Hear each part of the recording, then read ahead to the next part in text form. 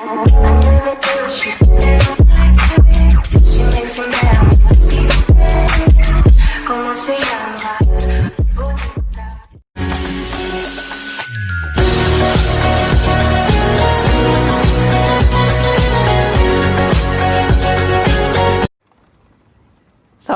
warahmatullahi wabarakatuh. Terima kasih saya sampaikan kepada yang telah like dan subscribe channel ini. Mudah-mudahan ilmunya bermanfaat. Hari ini saya sedang berada di salah satu destinasi wisata yang ada di daerah Lemah Sugih. Kita langsung ke materi. Kita akan coba membahas tentang menyampaikan informasi dalam bentuk berita.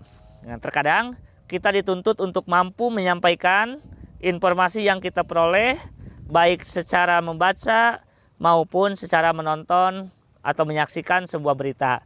Nah, bagaimana caranya? Mari kita bahas. Sebelum kita bahas ke cara-cara penyampaian, kita coba cari dulu atau kita bahas dulu tentang pentingnya berita bagi pelajar.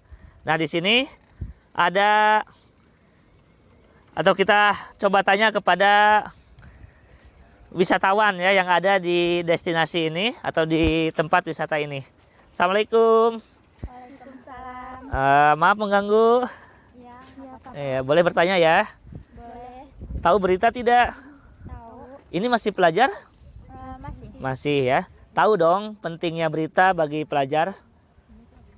Tahu ya? Apa saja? Menambah informasi. Menambah informasi. Terus?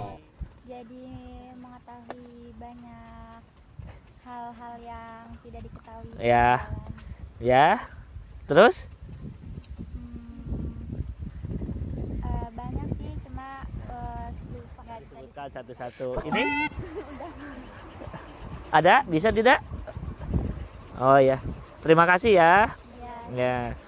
Nah, itu dia jawaban dari wisatawan yang ada di sini ya. Kebetulan juga dia masih pelajar, tapi katanya banyak tapi lupa, tidak bisa disebutkan satu persatu. Nah, kita akan coba bahas. Yang pertama manfaatnya yaitu menambah wawasan. Ya betul ya, tadi yang disampaikan oleh kakak kita atau wisatawan tadi. Ya, berita itu berfungsi untuk menambah wawasan. Semakin banyak kita membaca berita, maka akan semakin banyak pengetahuan kita. Selanjutnya memberi informasi, betul juga apa yang disampaikan. Yang selanjutnya sebagai sumber ilmu pengetahuan, itu yang tadi ya, sama juga. Dan ini yang baru yaitu menambah kosakata. Nah, ini setiap berita memiliki isi yang berbeda dan kata-kata yang digunakan dalam berita tersebut tergantung pada isi berita yang disampaikan. Misalkan di bidang kedokteran tentu akan berbicara masalah kedokteran.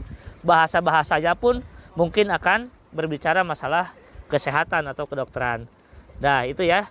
Ini juga pentingnya berita tentu berbeda satu dengan yang lain. Bagi pedagang mungkin berita itu digunakan untuk mencari lowongan kerja mungkin. Mencari ya lowongan kerja misalkan di mana yang masih ada tempat kerja yang kira-kira dia bisa dagang dan lain sebagainya ya. Tuh. Kita lanjut.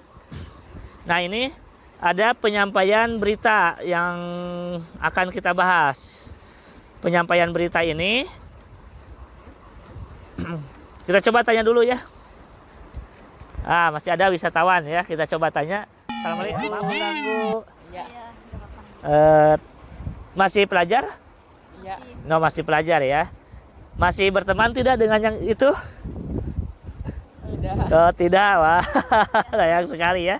Ini boleh dong bertanya? Boleh. Ya boleh ya. Coba bagaimana sih cara menyampaikan berita kepada orang lain? Cara penyampaiannya Bisa melalui misalkan Handphone, televisi. televisi. Langkah-langkahnya tahu tidak? Cara menyampaikannya? tidak. Tidak. Barangkali tahu? Lupa ya. Ya, terima kasih ya. Ya, langsung saja kita bahas langkah-langkah penyampaian berita. Yang pertama langkah-langkahnya yaitu menentukan sumber berita. Nah, sumber berita atau berita apa yang akan disampaikan itu harus yang terupdate, aktual, yang terkini ya dan teraktual. perbedaan terkini dan teraktual ada di video saya sebelumnya ya. Yang selanjutnya mendatangi sumber berita. Nah, mendatangi sumber berita tentu harus relevan dengan apa yang akan kita sampaikan. Contoh, bila berbicara masalah wisata ini, mungkin sumber berita, wah anginnya besar ya. Mungkin sumber berita yang baik, minimal ini pengelola tempat wisata ini, atau mungkin aparat desa setempat, itu yang harus kita wawancarai. Yang selanjutnya yaitu mencatat fakta-fakta dengan berkerangka pada adik Simba. Intinya kita harus membuat dulu pertanyaan mungkin. Setelah kita membaca, kita buat pertanyaan, yaitu mungkin fakta-faktanya yang berkaitan dengan adik Simba. Yaitu apa, di mana, kapan, siapa, mengapa, dan bagaimana. Atau lebih kita kenal unsur berita, yaitu 5W1H atau adik Simba ya.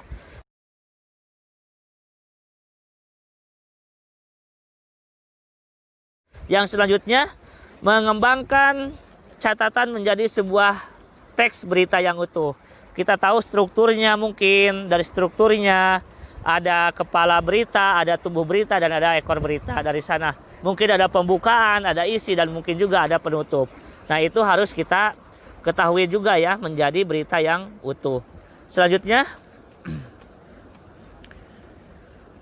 penyuntingan berita. Nah, penyuntingan berita atau bisa juga dikatakan sebagai pengedit ya, ngedit berita, pengeditan berita. Barangkali kita dalam mengedit berita sebelum menyampaikan kepada orang lain, kita harus cari dulu satu kebenaran isi berita. Betul tidak berita yang kita lihat atau kita baca itu adalah sebuah kefaktaan, fakta, tidak hoak dan lain sebagainya. Yang selanjutnya kelengkapan isi berita. Nah, kelengkapan isi berita ini seperti yang tadi. Misalkan tidak ada atau berita tersebut tidak, ketika kita buat pertanyaan, kapan terjadinya? Ternyata setelah kita baca tidak ada jawaban atas hal tersebut, maka itu perlu kita lakukan penyuntingan atau pengeditan. Struktur penyusunan berita dari mulai hal yang terpenting ke hal yang kurang penting atau lain sebagainya. Itu perlu kita lakukan. Dan terakhir adalah penggunaan bahasa. Kita tahu bahwa penggunaan kebahasaannya itu ada sampai F ya, sampai F atau di materi kemarin ya, penggunaan bahasanya. Kalau ada yang tidak seperti itu, maka kita perlu disunting dulu atau diedit dulu sebelum kita sampaikan kepada orang lain, atau mungkin sebelum kita ya tadi menyampaikan kepada orang lain atau membuat sebuah berita. Ya, itulah materi singkat tentang cara penyampaian berita, cara penyampaian sebuah berita. Itu saja mungkin. Terima kasih. Assalamualaikum warahmatullahi wabarakatuh.